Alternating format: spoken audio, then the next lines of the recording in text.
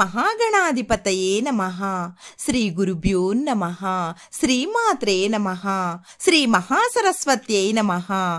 మా గురుదేవులు శ్రీ వద్దిపర్తి పద్మాకర్ గారికి పాదాభివందనం చేస్తూ శుక్రుడు గురించి తెలుసుకుందాము.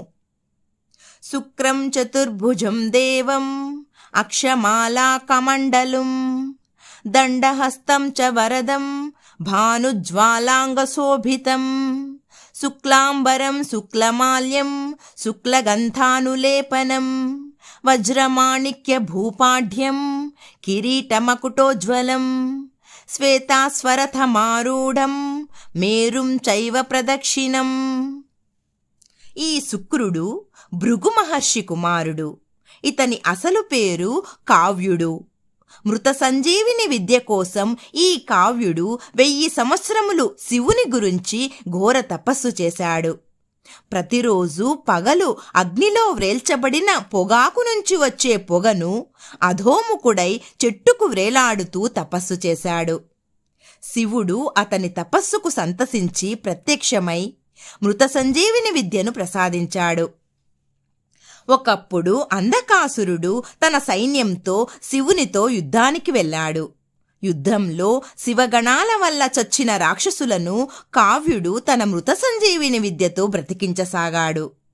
ఆగ్రహించిన శివుడు ఆ కావ్యుడిని మృంగివేశాడు. తరువాత అంధకాసురుడిని సంహరించాడు. మృత సంజీవిని విద్యతో కావ్యుడు శివుని ఉదరంలో సజీవంగా ఉండి అక్కడ ఉన్న లోకాలను సందర్శిస్తూ ప్రదక్షిణలు చేయసాగాడు. ఈ ప్రదక్షిణల ఫలితం వల్ల అతని పాపం తొలగింది. శివుడు జాలిపడి ఆ కావ్యుడిని తన శుక్రం ద్వారా బయటకు విడిచాడు. అప్పటి వరకు నల్లగా ఉండే ఆ కావ్యుడు తెల్లని రూపం వాడుగా అయ్యాడు.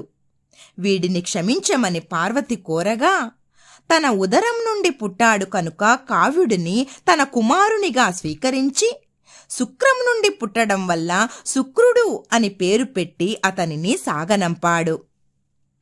అచ్చటి నుండి శుక్రుడు బయలుదేరి కాశీ వెళ్లి శివలింగాన్ని ప్రతిష్ఠించి శివుని గురించి ఘోర తపస్సు చేశాడు.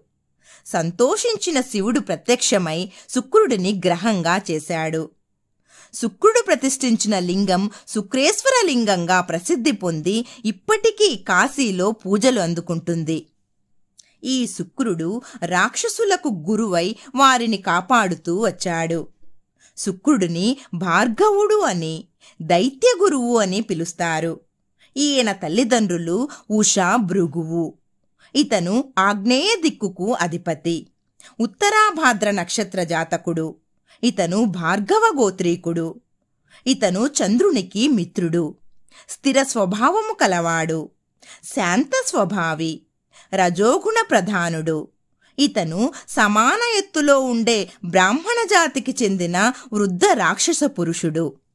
ఇతని వాహనం తెల్లని గుర్రం. వారములలో శుక్రవారానికి ఇతను అధిపతి. రాక్షసులకు గురువు. వర్ష ఋతువుకు అధిపతి. ఆగ్నేయ దిక్కుకు అధిపతి. ఇతను పాయస ప్రియుడు. మధురమైన రుచులు ఇతనికి ఇష్టము. బొబ్బర్లు, చందనం, అరటిపళ్ళు, రజితము ఇతనికి ఇష్టమైనవి. నవగ్రహ ప్రదక్షిణలు చేసి ప్రతి శుక్రవారం బొబ్బర్లు దానమిచ్చి తెల్లని వస్త్రాలతో శుక్రుడిని అలంకరించిన, మహాలక్ష్మీ పూజలు చేసిన, తరచూ లక్ష్మీ ఆలయాలు సందర్శించిన, వజ్రమును బంగారు ఉంగరంలో ధరించి కుడిచేయి మధ్యవ్రేలుకి ధరించిన శుక్రుడు అనుగ్రహించి పరశ్రీ వ్యామోహాన్ని పోగొట్టి ముఖముపై వచ్చే రోగాలు పోగొట్టి కాపాడుతాడు. ఓం శుక్రాయ నమః.